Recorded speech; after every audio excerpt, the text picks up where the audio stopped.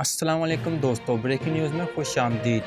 سعودی civil aviation نے پاکستان میں موجود ان لیبارٹریوں کی فہرست جاری کر دی جن کے ٹیسٹ قبول کیے جائیں گے۔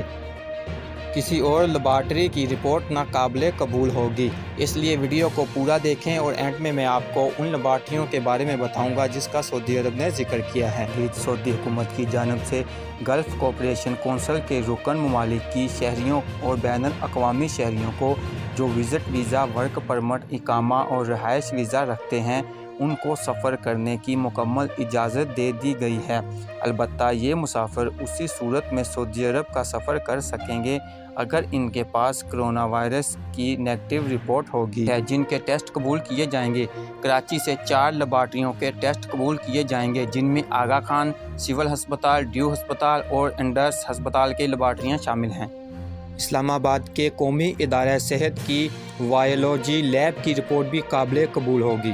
لاہور میں پرائمری سیکنڈری ہیلتھ ڈپارٹمنٹ شوکت خانم کی ٹیسٹ رپورٹ پر بھی سعودی عرب جانے کی اجازت ہوگی۔ ملتان میں نشتر ہسپتال، اسی طرح پشاور سے خیبر میڈیکل یونیورسٹی کی پبلک ہیلتھ لیب کو منظور کیا جائے گا۔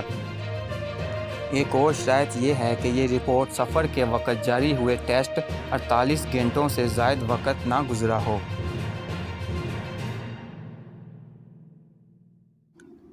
اس ویڈیو کو سبسکرائب کریں، لائک کریں تاکہ آنے والی بریکنگ نیوز سب سے پہلے آپ تک پہنچے۔